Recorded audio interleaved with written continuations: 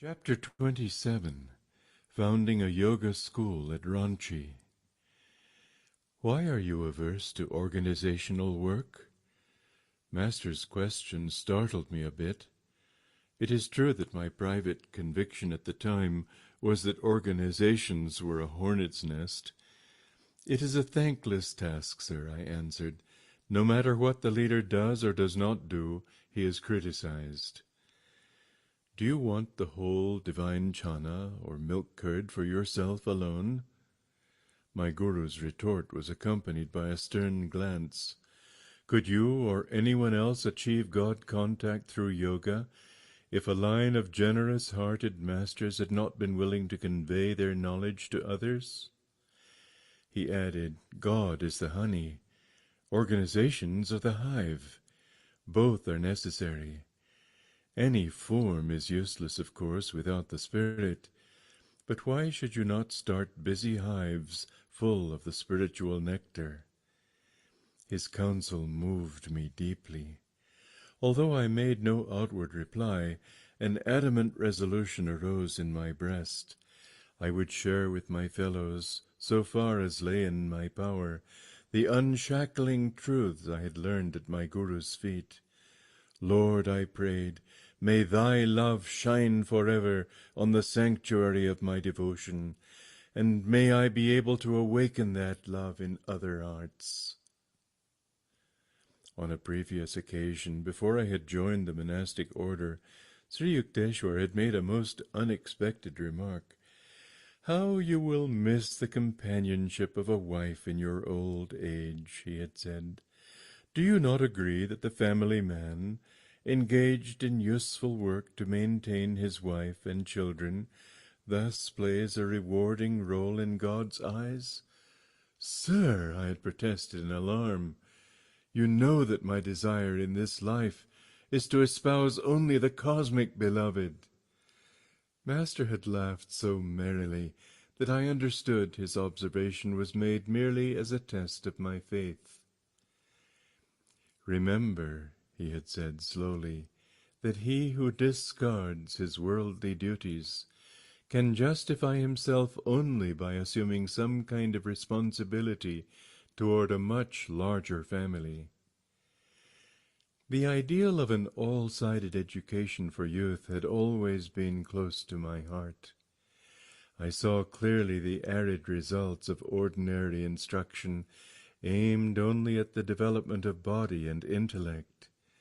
Moral and spiritual values, without whose appreciation no man can approach happiness, were yet lacking in the formal curriculum. I determined to found a school where young boys could develop to the full stature of manhood. My first step in that direction was made with 7 children at Dihika, a small country site in Bengal. A year later, in 1918, through the generosity of Sir Manindra Chandra Nandi, the Maharaja of Kasim Bazar, I was able to transfer my fast-growing group to Ranchi. This town in Bihar, about 200 miles from Calcutta, is blessed with one of the most healthful climates in India. The Kasim Bazar Palace at Ranchi was transformed into the headquarters for the new school, which I called Brahmacharya Vidyalaya. A Vidyalaya is a school, and a Brahmacharya here refers to the 4 stages of the Vedic plans for man's life. As compromising that of the celibate student, or brahmachari, the householder with worldly responsibilities, or grihastha, the hermit, vanaprastha, the forest dweller, or wanderer free from earthly concerns, sannyasi.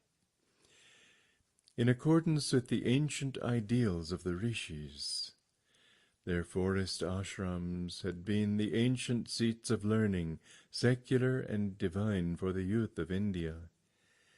At Ranchi I organized an educational program for both grammar and high school grades. It included agriculture, industrial, commercial, and academic subjects. The students were also taught yoga concentration and meditation, and a unique system of physical development, Yogoda, whose principles I had discovered in 1916. Realizing that man's body is like an electric battery, I reasoned that it could be recharged with energy through the direct agency of the human will. As no action, slight or large, is possible without willing, man can avail himself of his prime mover, will, to renew his bodily tissues without burdensome apparatus or mechanical exercises. I therefore taught the Ranchi students my simple Yogoda techniques, by which the life force, centered in man's medulla oblongata, can be consciously and instantly recharged with the unlimited supply of cosmic energy. The boys responded wonderfully to this training, developing extraordinary ability to shift the life energy from one part of the body to another part, and to sit in perfect poise in difficult bodily postures. They performed feats of strength and endurance which many powerful adults could not equal. My youngest brother, Bishnu Charan Ghosh, joined the Ranchi school. He later became a leading physical culturist in Bengal. He and one of his students traveled to Europe and America, giving exhibitions of strength and skill which amazed the university savants, including those at Columbia University in New York. At the end of the first year at Ranchi, applications for admission reached 2,000. But the school, which at that time was solely residential, could accommodate only about 100. Instruction for day students was soon added. In the Vidyalaya, I had to play father-mother to the little children, and to cope with many organizational difficulties. I often remembered Christ's words, "Verily I say unto you, there is no man that hath left house, or brethren, or sisters, or father, or mother, or wife, or children, or lands for my sake and the gospel's, but he shall receive 100-fold now in this time, houses, and brethren, and sisters, and mothers, and children, and lands, with persecutions, and in the world to come, eternal life." Sri Yukteswar had interpreted these words thus: the devotee who forgoes the life experiences of marriage and family, and exchanges the problems of a small household and limited activities for the larger responsibilities of service to society in general, is undertaking a task which is often accompanied by persecution from a misunderstanding world, but also by a divine inner contentment. One day my father arrived in Ranchi to bestow a paternal blessing, long withheld because I had hurt him by refusing his offer of a position with the Bengal-Nagpur Railway. "Son," he said, "I am now reconciled to your choice in life. It gives me joy to see you amidst these happy, eager youngsters. You belong here rather than with the lifeless figures of railroad timetables." He waved toward a group of 12 little ones who were tagging at my heels. "I had only 8 children," he observed with twinkling eyes, "but I can feel for you." With a large fruit orchard and 25 fertile acres at our disposal, the students, teachers, and myself enjoyed many happy hours of outdoor labor in these ideal surroundings. We had many pets, including a young deer who was fairly idolized by the children. I, too, loved the fawn so much that I allowed it to sleep in my room. At the light of dawn, the little creature would toddle over to my bed for a morning caress. One day I fed the pet earlier than usual, as I had to attend to some business in the town of Ranchi. Although I cautioned the boys not to feed the fawn until my return, one of them was disobedient, and gave the baby deer a large quantity of milk.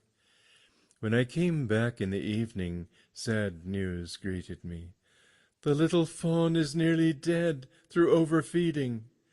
In tears I placed the apparently lifeless pet on my lap. I prayed piteously to God to spare its life. Hours later the small creature opened its eyes, stood up, and walked feebly. The whole school shouted for joy. But a deep lesson came to me that night, one that I can never forget. I stayed up with the fawn until 2 o'clock, when I fell asleep. The deer appeared in a dream and spoke to me. "You are holding me back. Please let me go. Let me go."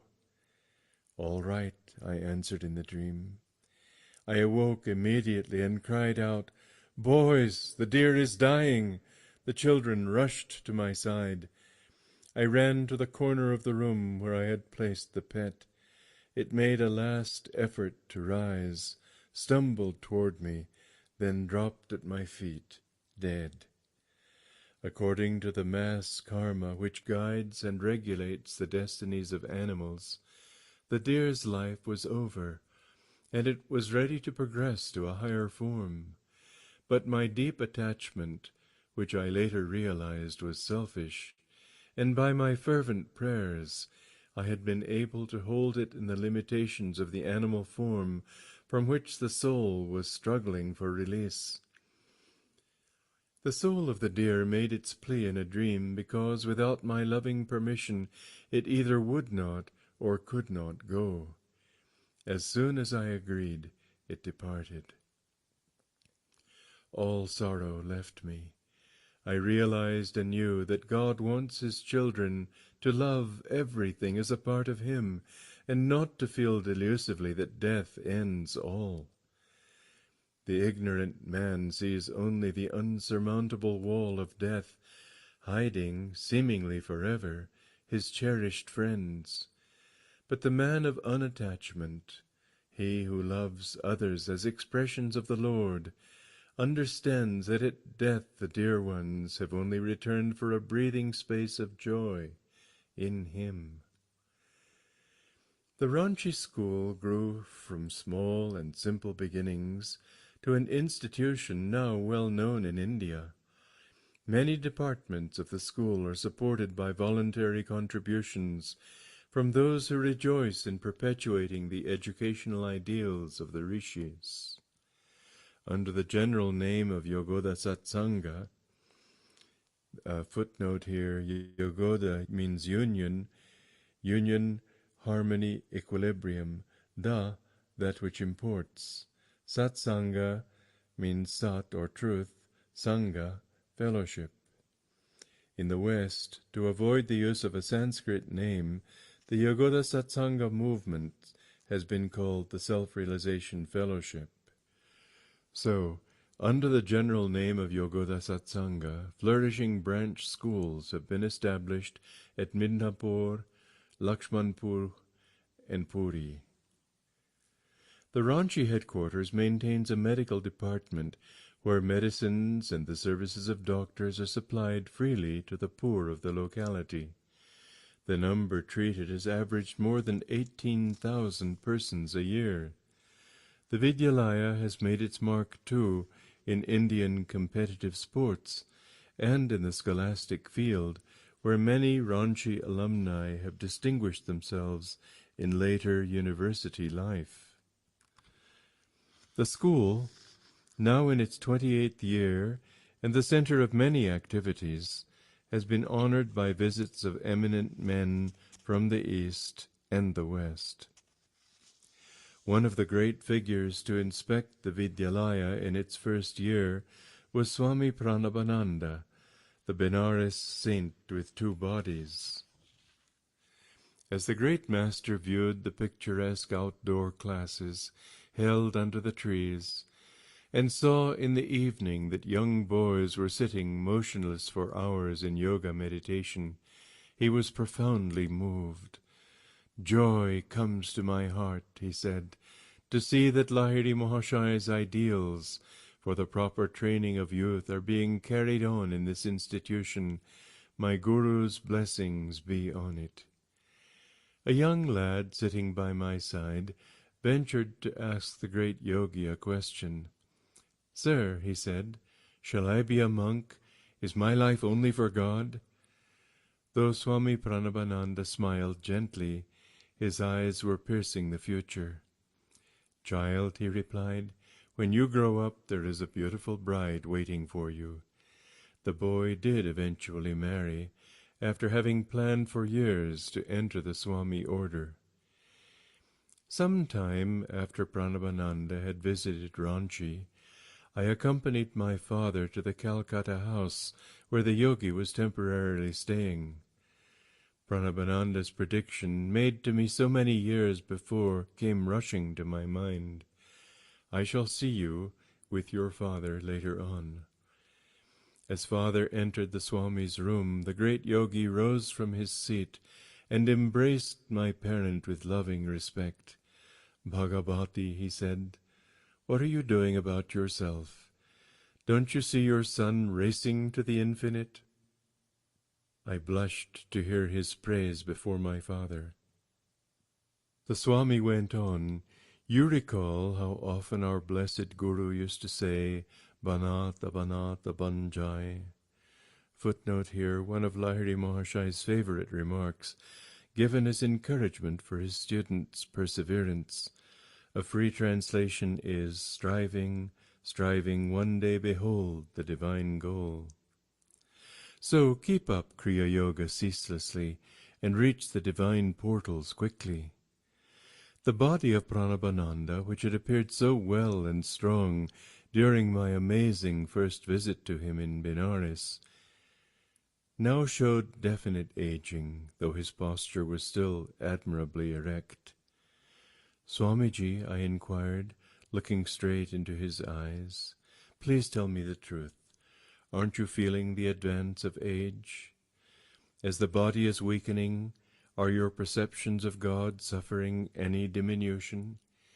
He smiled angelically. "The beloved is more than ever with me now." His complete conviction overwhelmed my mind and soul. He went on, "I am still enjoying the two pensions, one from Bhagavati here, and one from above." Pointing his finger heavenward, the saint fell into an ecstasy. His face lit with a divine glow, an ample answer to my question. Noticing that Pranabananda's room contained many plants and packages of seed, I asked their purpose. "I have left Benares permanently," he said. "I am now on my way to the Himalayas. There I shall open an ashram for my disciples. These seeds will produce spinach and a few other vegetables. My dear ones will live simply, spending their time in blissful God union. Nothing else is necessary." Father asked his brother disciple when he would return to Calcutta. "Never again," the saint replied. "This year is the one in which Lahiri Mahashai told me I would leave my beloved Benares forever and go to the Himalayas, there to throw off my mortal frame." My eyes filled with tears at his words, but the Swami smiled tranquilly. He reminded me of a little heavenly child, sitting securely on the lap of the Divine Mother. The burden of the years has no ill effect on a great yogi's full possession of supreme spiritual powers. He is able to renew his body at will, yet sometimes he does not care to retard the aging process, but allows his karma to work itself out on the physical plane, using his old body as a time-saving device to exclude the necessity of working out karma in a new incarnation. Months later I met an old friend, Sanandan, who was one of Pranabananda's close disciples.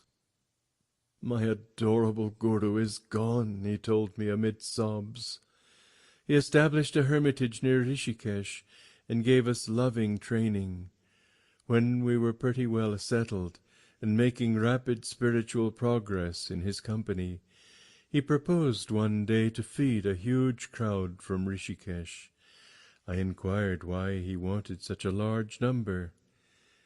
"This is my last festival ceremony," he said. I did not understand the full implications of his words. Pranabanandaji helped with the cooking of great amounts of food. We fed about 2,000 guests. After the feast, he sat on a high platform and gave an inspired sermon on the infinite.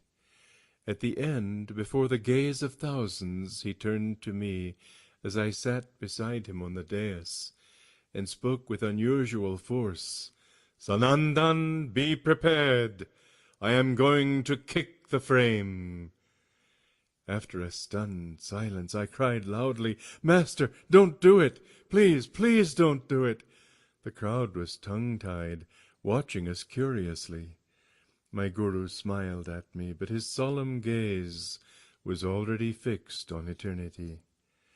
"Be not selfish," he said, "nor grieve for me. I have been long cheerfully serving you all. Now rejoice and wish me Godspeed. I go to meet my cosmic beloved." In a whisper, Pranabanandaji added, "I shall be reborn shortly. After enjoying a short period of the infinite bliss, I shall return to earth and join Babaji. You shall soon know when and where my soul has been encased in a new body." He cried again, "Sanandan, here I kick the frame by the second Kriya Yoga." He looked at the sea of faces before us and gave a blessing. Directing his gaze inwardly to the spiritual eye, he became immobile. While the bewildered crowd thought he was meditating in an ecstatic state, he had already left the tabernacle of flesh and plunged his soul into the cosmic vastness. The disciples touched his body, seated in the lotus posture, but it was no longer the warm flesh. Only a stiffened frame remained. The tenant had fled to the immortal shore. I inquired where Pranabananda was to be reborn. "That is a sacred trust I cannot divulge to anyone," Sanandan replied. "Perhaps you may find out some other way." Years later I discovered from Swami Keshavananda that Pranabananda, a few years after his birth in a new body, had gone to Badrinarayan in the Himalayas, and there joined a group of saints around the great Babaji.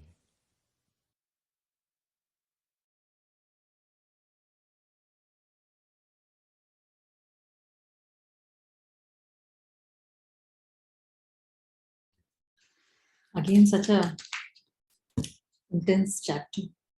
It goes from founding a yoga school to Pranabanandaji, the way he exits the body. Wow. So let us just go through it. Much is there in this. So where he asks, why are you averse to organizational work? And Master says, oh, it's just, or hornet's nest. All of us feel that. No, any organization we feel, oh my God, it's such a thankless job, and there's so many problems, so much politics, so much this happens, so much that happens. Nobody is happy with an organization. But Sri Yukteswar knew what he had to do once he went to the US. So he was kind of preparing him for that, so that he starts early, learns how to do it, and then goes to the US. So very important, he says, do you want the whole divine jhana for yourself alone? Could you or anyone else have achieved God contact through yoga if a line of generous hearted masters had not been willing to convey their knowledge? So this is very important to each one of us.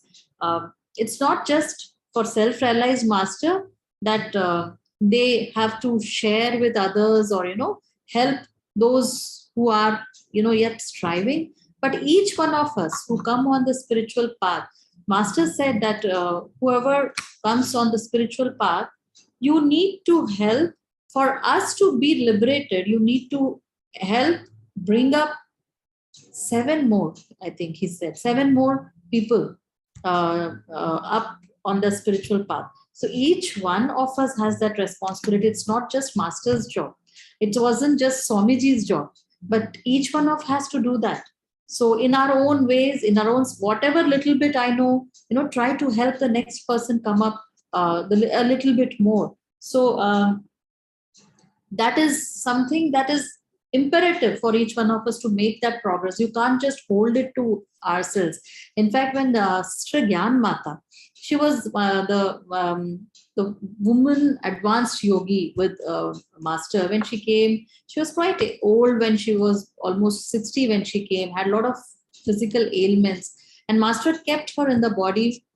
He said that I had a deal with God that you can't take her away till I allow it to happen. He wanted her to finish off all her karma before she left. When she left the body, she was Jivan Mukta. She was liberated. Somebody asked after when Master said, Sister Gyan Mata is now Jivan Mukta. She's completely liberated. And somebody said, but you said that, whoever is fully liberated has to have disciples, at least seven. So Master said she had, which is difficult. Swamiji said that, difficult to believe when Master was still in the body and she was serving Master. How is that possible that she had her own disciples? But that's not the point. The point is that she was helping others because, Master is here. Swamiji is the infinite consciousness. They are there helping us. But each one of us has to be the channel to bring the one closer to us and help them up as we move along. So it's each one's responsibility to do that. So okay, not each one of us will be making an organization of our own, but we still have to, within what we are, we need to keep helping others come up. And it's very important also, like suppose somebody who's coming in say level 1, when they look at the teachers and all, they feel, oh, they have been around for 10 years, 20 years. So, there is a distance. But suppose somebody is in the level 3 who has just come from that level 1, they will be able to relate more with the level 3 person or a level 4 person or somebody who's just got clear. They will find it more easy to approach them and ask their doubts than come to the teacher. So that level 3 person at that moment is helping the next person come up, right? To be the channel for Master's teaching so that they can be brought in some more. This is what each one has the responsibility that Master is talking about. Okay, so here again he says, God is the honey, organizations are the hives, both are necessary. Any form is useless, of course, without the spirit, but why should you not start busy hives full of spiritual nectar? So again, there are, as Master said, that the problems are there. They're always there. There is this experience that Swamiji had. He was a young monk who had come in, not much well versed, and then there were this more senior people who were not revolting against something that was happening in the organization. Swamiji also got in. He said, yeah, this is wrong. It should not happen. And he was revolting against some other people. When Master came to know, he called them in, and especially to Swamiji, he was very forceful, and he scolded him a lot. And Swamiji didn't realize, like at that moment, later on when he went back and introspected, and he realized I was wrong. So he went back to Master and he said, whenever I'm wrong, scold me some more. Tell me that, teach me. Master said, I don't like doing that. And then one very important thing he said about SRF, he said, if I were to sit and find out faults in the organization, I can go on. I can find so many things that is wrong. But the whole point is not to focus on what negative is happening, but to focus on the positive thing. And then you will find there are still a lot of good things also that are happening, right? So that's why he said that, don't focus so much on the faults. The organizations will always have those. Swamiji also, when he created Ananda, anything that we start, even when a small school we start or a small office somebody sets up, there has to be some rules, some organizational setup. Without that, it will be very random. So it has to have some rules and regulations. We cannot live without that. A country has to have its laws. Otherwise it will be a banana state. So everything, small to big, from micro to macro, everything needs to have some kind of organizational rules. But Swamiji said, when he started Ananda, though it has an organization, but the very important principle that he followed was people are more important than things. So this is one principle that all of us need to follow as we are part of this beautiful organization, that not only in Ananda but in any other dealings where we are dealing with people. This principle, Swamiji said, at any point of time, two things he has always carried with him: that he wouldn't let anything affect his inner peace. So even if whatever project seems to be a big project and needs, it would do a lot for Ananda, but if it was not gelling with his, if he's losing his inner peace with that, he would drop it. Even though it might be potentially very good project, might be very monetarily good project, he would just drop it.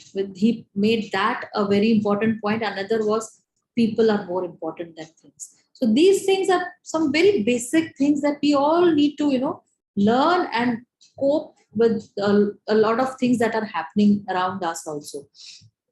So the next one, and this we also have this, we do this prayer, right? Master gave that prayer also, the one, Lord, may thy love shine forever on the sanctuary of my devotion, and may I be able to awaken that love in others' hearts. And that should be a constant prayer to each one of us also. Master always used to say that, give me, when he would pray, he would say, give me thyself so that I can give it to others. And for Swamiji also, Swamiji said, whenever I learned a new thing, I was always, from Master. My always constant thing was, how can I share this? How can I share it with others? So these are small points that each one of us can strive to include in our own spiritual journey also. Sharing, like rather than keeping everything to ourselves. Everything is energy, right? Even Master said, money is an energy, wealth is energy.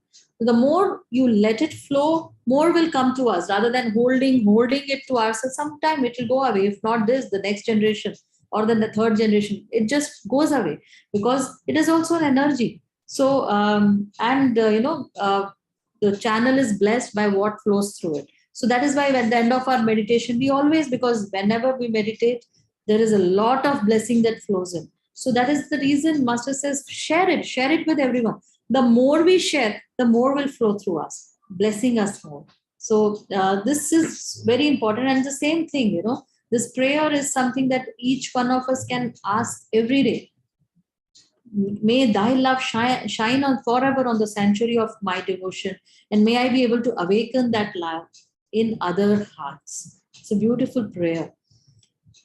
Okay, so now the next one. Next page. Very again, another important thing is he says, remember Sri Yukteswar.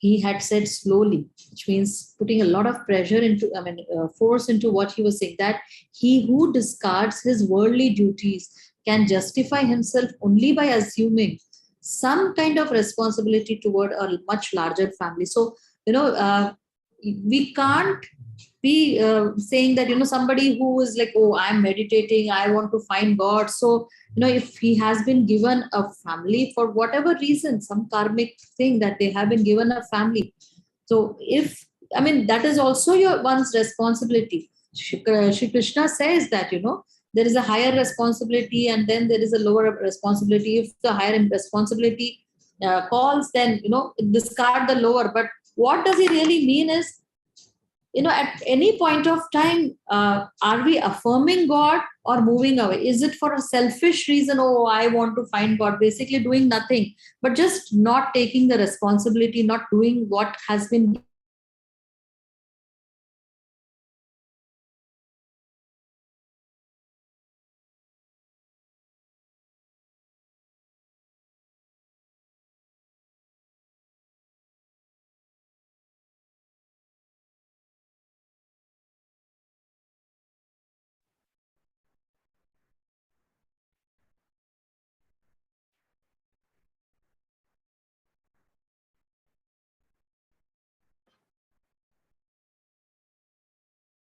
Sorry, I think my laptop gave up on me. Can you hear me? Am I audible? Yes, yes, yes, Okay, thank you. So, yes, um, Jayant ji. thanks. So, where we are, yeah. So he says that, we have to take that responsibility very seriously if it is the family, and we also have a spiritual journey. Anything that is God affirming, even, serving your family, as it has been given by God, and serving them as, expressions of God. So it's not like, we are doing, I am meditating, so I just neglect everything that I'm doing. That is very important, that looking at the family members also as having given as an expression of God and serving God through these, because some the karmic reason that we have them. So it's very important. And if somebody really, is on a faster route, wants to not marry and get into all that, then you take the responsibility of a larger, much, much larger. The whole world is then a family for them. So then they serve a larger thing. But not doing anything is not an option. That's the main point he's saying, that he also talks in Shri Krishna also talks about, action and inaction, inaction and action, which he means that God seemingly looks like he is not acting, but he is. He is at all time taking care of this creation of his.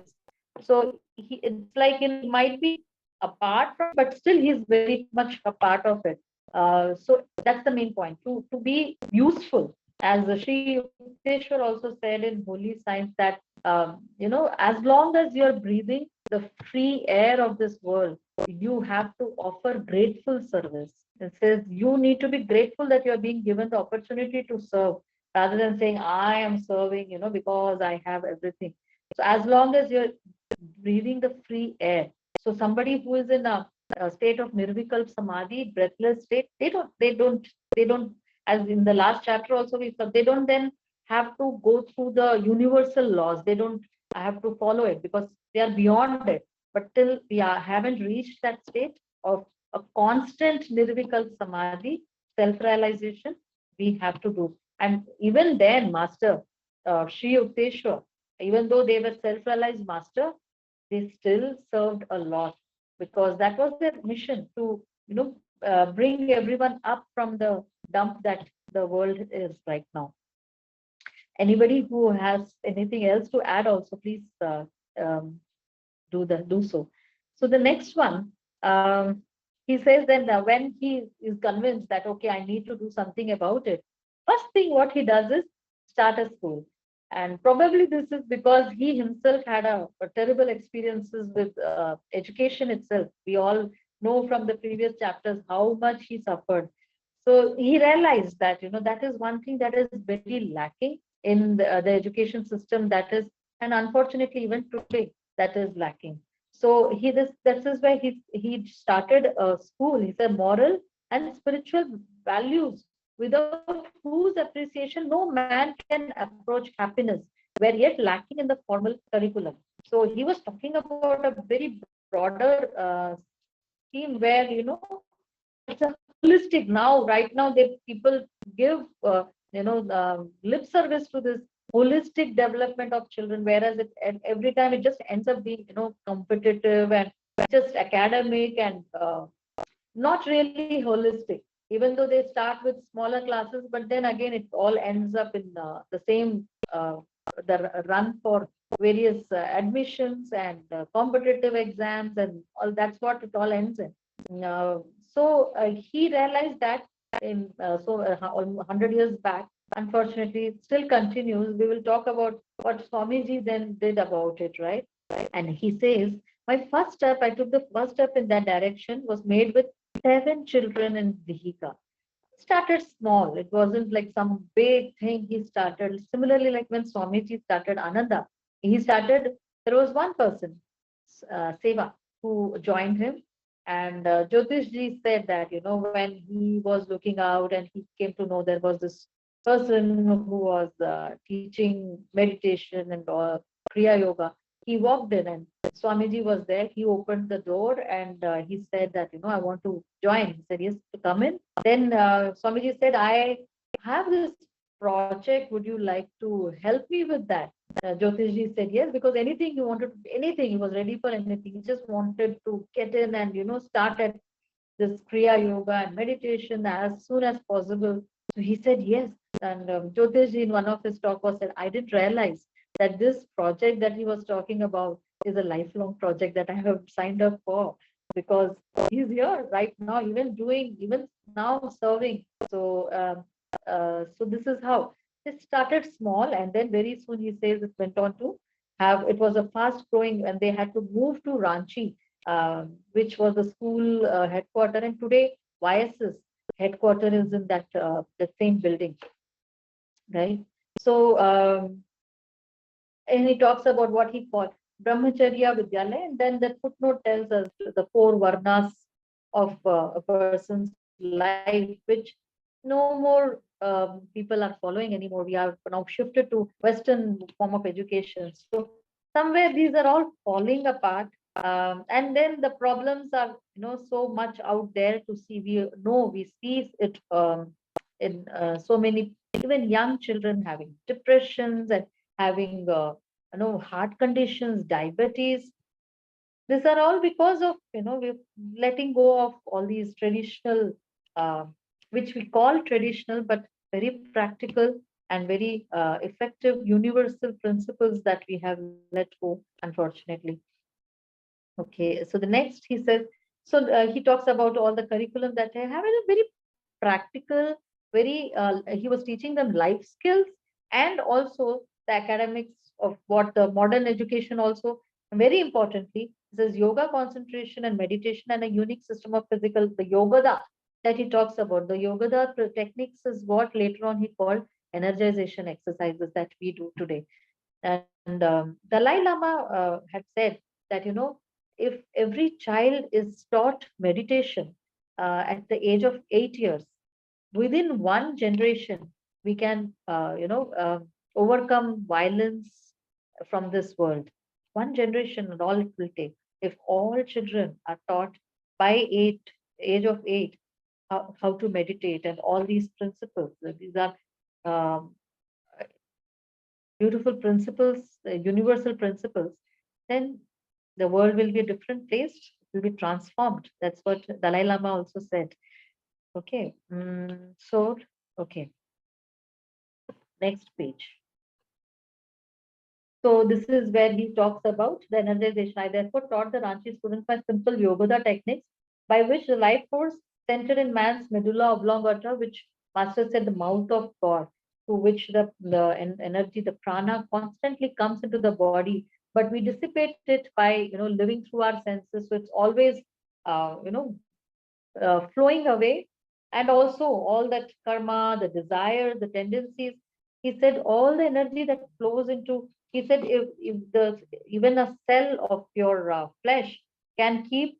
I mean, this is in 20th century, early 20th century. So he said it can keep the city of Chicago's electricity going for a week. That is the power we have. Yet at the end of the day, we feel fatigued, we are so tired. Why is that? He said, because all this energy has been spoken for through, because of our desires, our tendencies, our karmas, and are constantly living through our senses, right? So, and then he says that his brother Vishnu Charan Ghosh, he joined the Ranchi school. He opened a yoga college also. That college even today exists right next to the levitating Saint Bhaduri Mahashaya's ashram in Kolkata. And he and one of his students traveled. Bikram Chaudhary, the one who is called Bikram Yoga, I think is very famous in the US. He did get into other trouble also. But that he was, Bikram Chaudhary was Vishnu Ghosh's disciple. Okay. So I think he is talking about that only. The one of his students that he's talking about, I think it was him only. So now from 7 students, it says it's 2,000 students he has, and applications came, and though it was residential, so they couldn't take all those children in. And so here again, he says, where where he talks about what Christ said, verily I say unto you, there is no man that has left home or brethren. So, if he said, what Jesus is saying is, not many leave their homes for me, to find me, to love me.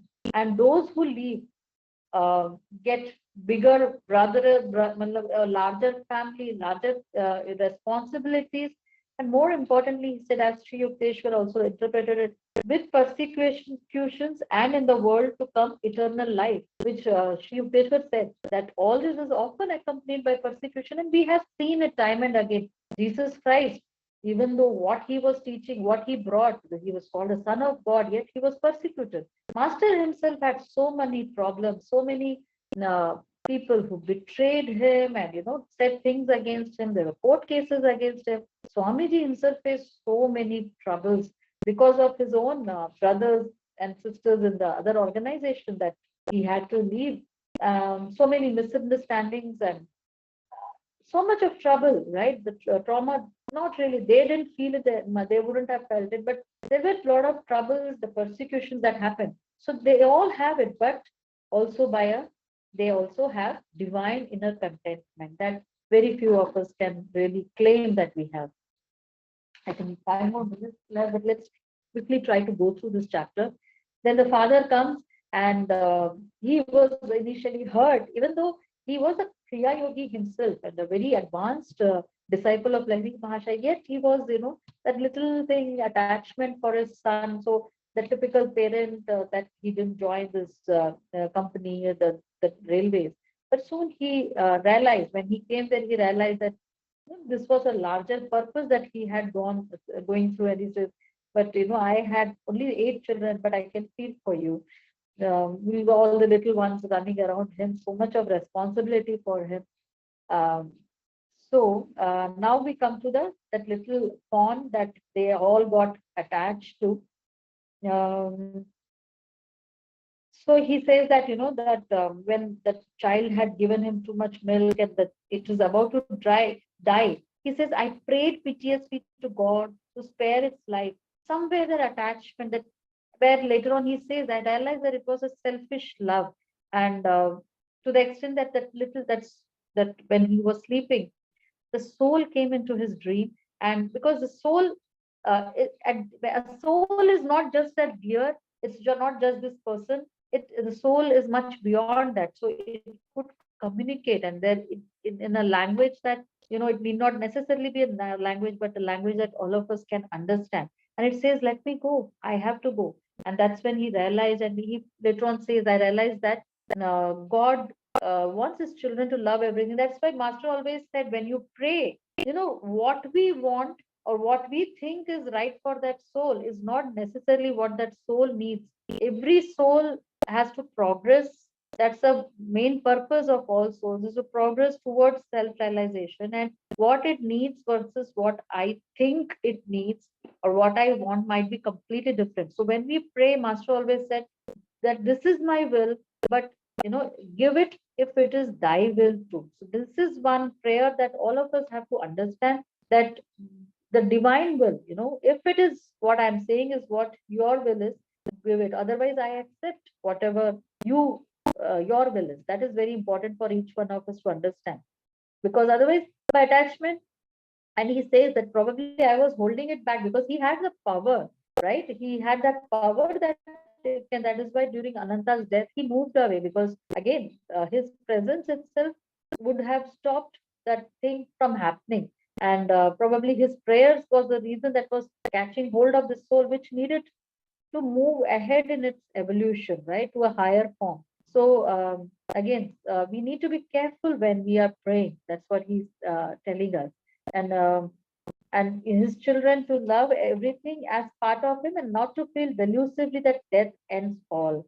Okay. And now we come down in the Ranchi headquarters, where he's saying that he fed 18,000 persons, he had medical facilities and all that. And so, when Sri Yukteswar trained him and he said, okay, now you start an organization, what would we have thought that now he would open an ashram and teach Kriya Yoga? But here he was doing a lot of things. He was so much more than just Kriya Yoga. He made it a part, the Kriya itself, as that we learn that it is a path itself, not just a technique. So this is what he was proving. So teaching young children so that right from the start they are trained to be Kriya Yogis, and then the medical facilities, helping, the serving, everything was again in constant remembrance of God and his Guru. So that is what even Swamiji went on to do, right? Next page 246, where he says, when Pranavananda came and he says, joy comes to my heart and to see Lahiri Mahashay's ideals for proper training. So right from the start, each one of these masters had that they have always had this thing that the youth need to be trained right from the start. So and he says, my guru's blessing be on him. Pranabananda, who himself was a self-realized master, he was a Mukta again, man with the range, the two bodies, yet so humble. He says he could easily have said, my blessings be with you. He says, my Guru's blessings be on it. They never forget. Even Master Swamiji said that there was this picture of Sri Yukteswar. Somebody had made with thread. They had made up this thing of Swami Sri Yukteswar, and Master had framed that. It was a framed photo, and he had kept it outside his bedroom. And Master, whenever after finishing his sermons and all, he would go up. He would always go to that picture and go in, never forgetting where that power came to him from. And Sri Rajrishi Janakananda, his prime, very advanced disciple, master. He was a one who he was a multi-millionaire in those days, and helped a lot in SRF's finances and all. Yet, master always used to tell him, never forget where your power comes from. And Rajrishi Janakasmanda would, like a child, Swamiji said, like a child, he would say, yes, mom, master, from you. So this is something that, all these self-realized masters are so humble, never forgetting that it is the power of the divine through their guru that is coming through. So it's very important for each one of us to understand that, a little bit of Kriya and we feel, oh no, I am able to do this. It is the ego immediately starts try to, even master said, even from the state of sabikalp samadhi, people can fall, because that samadhi stage is, oh, I am that, and then they come down, and the fall can be really bad because the ego says, oh, see, I have achieved that. So one needs to be very careful at all time as we are on this spiritual path, and the whole point of being on the spiritual path is ego transcendence. So every moment, just coming back and checking, uh, what was that, what was my intention, what was my attitude, is very, very, very important for all of us. Okay, quickly let me go down. Okay, so he talks about this to Bhagavati. He says, your son has moved faster, why are you lagging behind?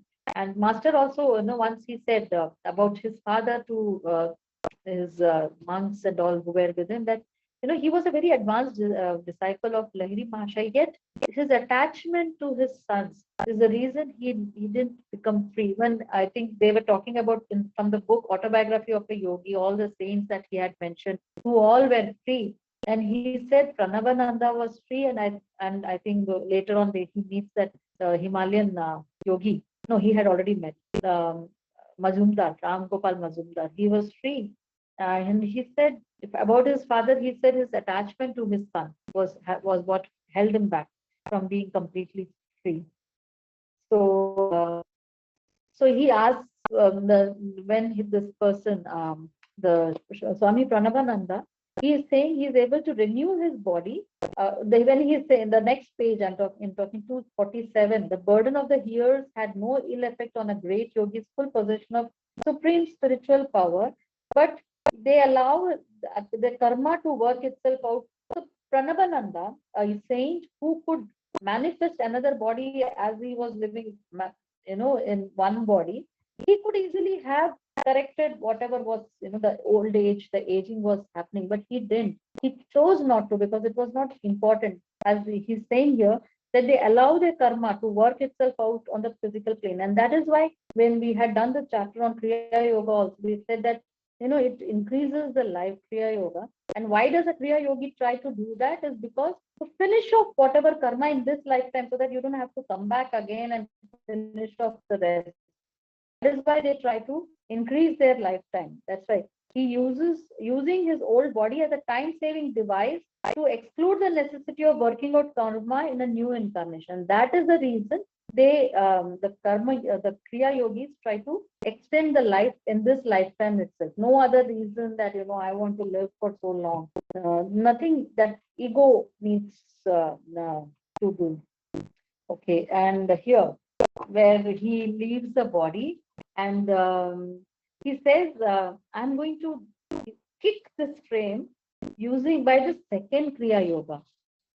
So this second Kriya Yoga is the higher Kriya, right? What Lahiri Mahasaya also used when he left the body, he had also used second Kriya Yoga, which is not the second Kriya Yoga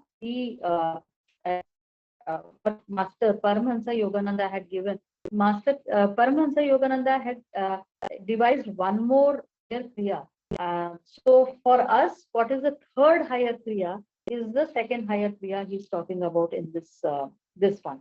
So the one of those of us who have the higher Kriya, we would know that this is not the second higher Kriya of what Paramahansa Yogananda we have learned in this line that he had devised or received or and added for our for his disciples. And very sweetly he says, "Do not be selfish nor grieve for me. I have long cheerfully served you all. Now rejoice and wish me Godspeed." And then he also tells where he will born again, and he knew exactly. And I mean, even today, probably he's there up there with Babaji and his toli of chelas where they keep going.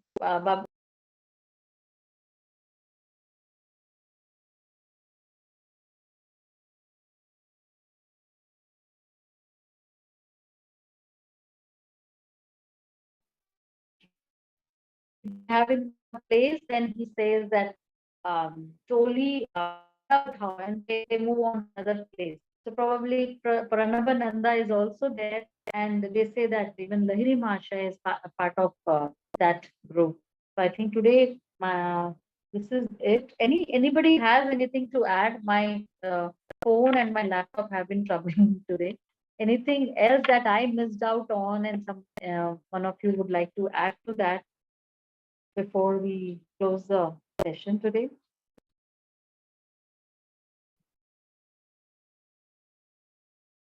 Nothing? Nothing. I think you So covered everything with so that, well. let us